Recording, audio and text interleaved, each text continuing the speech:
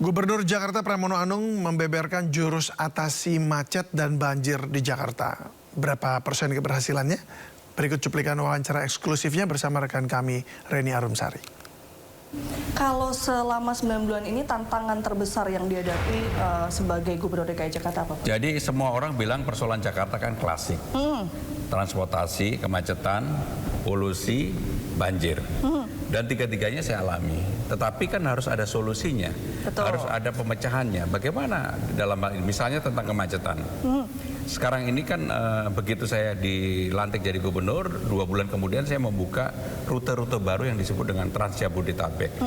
Yang selama ini tidak pernah terhubungkan antara misalnya Bekasi ke Jakarta secara langsung, dari Depok, Sawangan ke Jakarta secara langsung, dari Bogor ke Blok M, PIK 2 ke Blok M, Alam Sutra ke Blok M.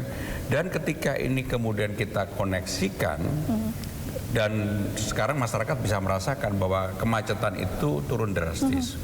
Kenapa turun drastis? Walaupun masih ada lah macet seperti di TBC Matupang dan sebagainya yang horor, tapi kecepatan kita menyelesaikan persoalan-persoalan lapangan inilah yang menjadi ujian.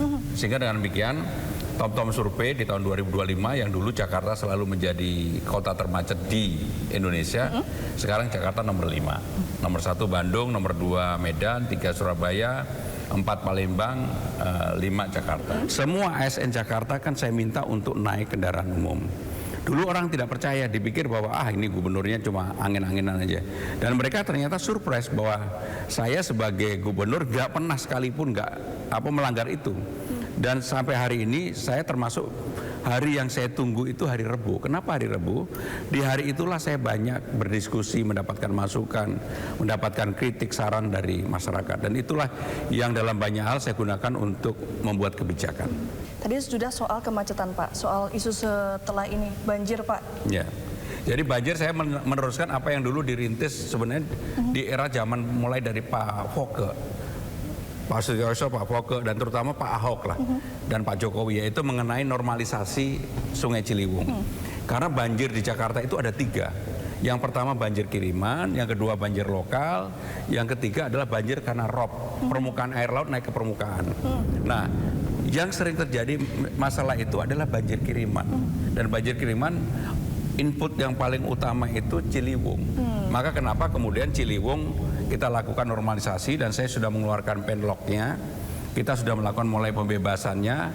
Mudah-mudahan tahun ini untuk normalisasi Ciliwung sudah kita lakukan, termasuk beberapa sungai. Di Jakarta ada 13 sungai, termasuk sungai seperti Pesanggerahan mulai kita gali, kita keruk. Dan yang paling penting, penyelesaian banjir itu jangan kalau pas mau banjir. Dan saya sudah menyampaikan ke semuanya, boleh dicek di lapangan. Sekarang ini malah ketika sedang tidak hujan, mereka kerja di lapangan, membersihkan selokan, memperbaiki embung, membuat catchment area baru dan sebagainya yang dilakukan di Jakarta. Sudah mitigasi berarti apa ya? Udah, seperti tadi pagi saya kebetulan juga dari Pluit, danau di Pluit kan kita persiapkan untuk kan kita bangun, kan gini, Jakarta sekarang ini menyiapkan 2 hal. Satu, air bersih, yang kedua adalah air limbah. Saya pengen di tahun 2002, paling lama 2028, antara air bersih dan air limbah ini dua-duanya sudah selesai. Hujan deras di Jakarta tidak hanya membuat banjir menggenang, tapi juga membuat warganya was-was dengan pohon tumbang. Jadi tetap waspada bagi warga yang hendak keluar rumah, karena menurut BMKG, hujan akan berlangsung hingga 3 November mendatang.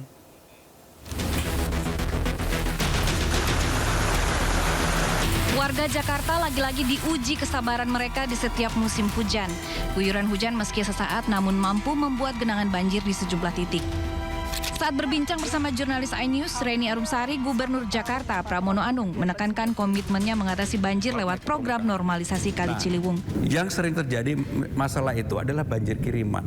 Dan banjir kiriman, input yang paling utama itu Ciliwung. Maka kenapa kemudian Ciliwung kita lakukan normalisasi, dan saya sudah mengeluarkan penloknya. Kita sudah melakukan mulai pembebasannya. Mudah-mudahan tahun ini untuk normalisasi Ciliwung sudah kita lakukan. Belum selesai masalah banjir, kini pohon tumbang turut menjadi PR Pemda untuk dituntaskan. Dalam sepekan, pohon tumbang akibat hujan deras dan angin kencang di Jakarta tidak hanya membuat kerugian material, tetapi juga memakan korban jiwa. Korban pohon tumbang kini berhak mendapat santunan mulai dari maksimal 50 juta rupiah bagi korban meninggal dan 25 juta rupiah bagi korban material. Permohonan santunan hanya berlaku bagi pohon yang berada di lahan publik Pemprov Jakarta. Namun demikian, upaya antisipasi pohon tumbang telah dilakukan jauh sebelum musim hujan datang pada tahun ini. Dari Januari hingga Oktober tahun 2025, 61.000 lebih pohon di Jakarta telah dipangkas. Selain itu, kesehatan pohon juga diperiksa dan dipastikan dalam kondisi kuat, terutama ketika diterpa angin kencang. Di saat musim hujan melanda, kewaspadaan warga Jakarta kini harus lebih ditingkatkan lagi. Selain menghadapi banjir, warga juga harus awas terhadap pohon tumbang ketika cuaca mulai berubah. Tim Liputan iNews melaporkan.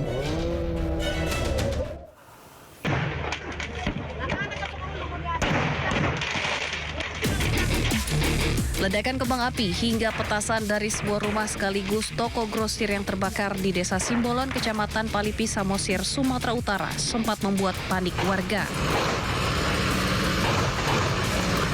Kebakaran toko grosir milik Dipos Naibaho ini terjadi pada Kamis pagi saat toko masih tutup dan pemiliknya masih tertidur lelap.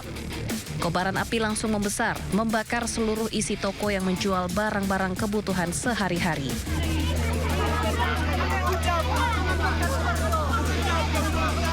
Dua unit damkar milik Pemkab Samosir yang tiba di lokasi langsung berupaya memadamkan api. Namun naas, salah seorang penghuni ruko yang merupakan anak Dipos Naibaho, yakni Andi Naibaho, ditemukan tewas di dalam kamarnya, diduga masih tertidur lelap saat kebakaran terjadi. Dugaan sementara kebakaran dipicu akibat korsleting listrik yang menyambar petasan hingga kembang api sebelum api membesar, membakar seluruh bangunan ruko. Polisi dari Polres Samosir kini masih menyelidiki penyebab pasti kebakaran.